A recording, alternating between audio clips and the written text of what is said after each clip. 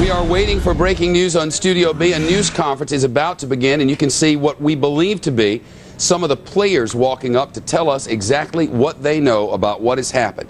The man on the left is a former champion pro wrestler, WWE style.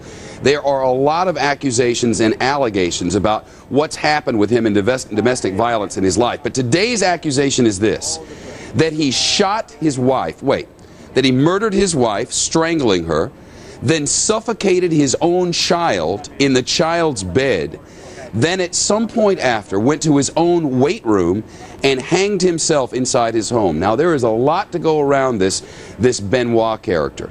Police say there was a divorce in the works, there's domestic violence history, and that now the investigation is into whether steroids might have set him off. I'm Sergeant Keith Whiteside with the Fayette County Sheriff's Department.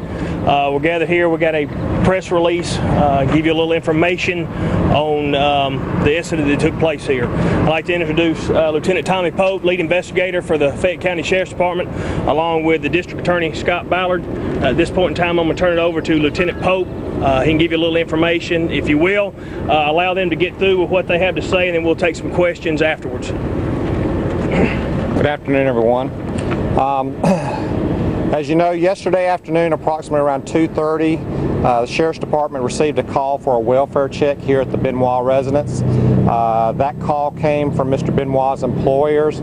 Apparently, he had missed some engagements earlier this weekend out of state. They became concerned for his health and well-being. The deputies arrived on scene. Once searching the house, they were able to locate 3 bodies inside of the home here.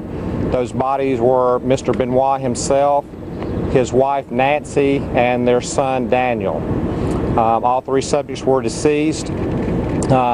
From an investigation that has taken place since that time yesterday afternoon and continued at the crime lab earlier today, where autopsies were performed on all 3 subjects, we are now looking at this case and ruling it as a double homicide suicide. Evidence in the home leads us to believe that Mr. Benoit had sometime, possibly Friday, had murdered his wife by asphyxiation. Sometime shortly after that, on into the early part of the weekend, the same for his son Daniel. And then maybe later on, Saturday evening, sometime early Sunday, had committed suicide by hanging himself in the basement area. That is how we are ruling this case this time. We are still waiting further results from the crime lab, which will include toxicology reports. That can take up to several weeks to get all of that information back. But right now, the doctors from the crime labs have given us those rulings, and that's where we are right now at this time. Did Mr. Benoit leave a note of any kind? No, ma'am. There was no type of suicide note or anything within the house that we had located. Was the police strangled, or was the son? I heard she was strangled. The son was smothered. Is that true? Asphyxiation by death on both the son and the wife. What, was the son smothered like with a pillow or something like that? Or?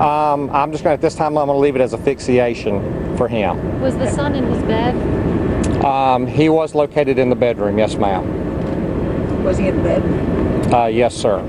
Was he in his own bedroom? Yes, ma'am, his bedroom. Had Benoit ever been arrested before? Here in Fayette County? Yes, sir. What were the circumstances?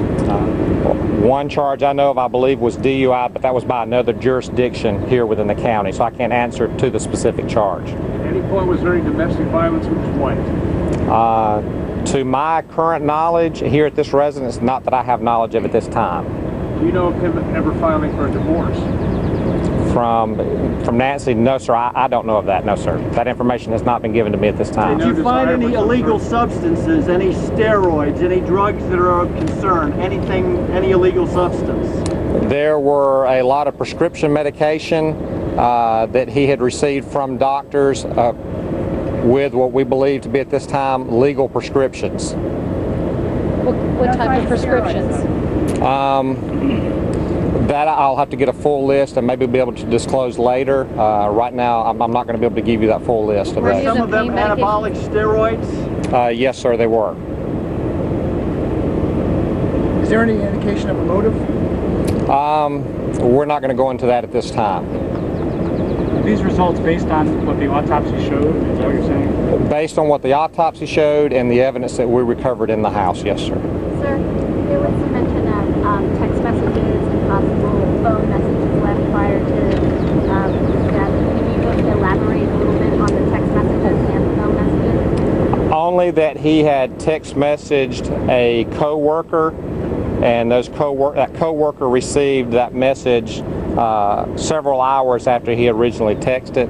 I will not go into the contents of that. You mentioned the anabolic steroids, and you did say they were legal. There's a prescription for them, right? Yes, sir. Any information that might have played a role in what happened, his use of those medications? Not necessarily directly related to the cause of death. The cause of death was asphyxiation on all three. Yeah, I mean, if they're contributed to his state of mind, is what I'm asking. I'm not able to answer what his state of mind was at that time, no, sir. How long after killing his son did he commit suicide? How much time elapsed? According to the doctor at this time, several hours, no more than a day. When will the toxicology reports be released that indicate what drugs were in his system? As I stated earlier, ma'am, that could take a week to several weeks for us to get them back. It just depends on the crime lab, the speed that they're able to process those for us. Where was his wife's body found? She was inside the house in an office area. So was a full day between the fact that he killed his wife and then his son? A full day elapsed? Close to a day, yes, ma'am. Is there any evidence that she resisted or fought him? No, ma'am. What time of night did he kill her? I don't know the exact. Right now the doctor from the crime lab is stating that her death occurred sometime Friday, and his sometime Saturday. While you can't say what was in the text message, can you characterize it? Was it a sort of a cry for help, or was it somewhat disturbing to the person? I'm not going to elaborate on it at this time. I would like to turn it over to our District Attorney, Scott Ballard, if you have any questions or comments for him.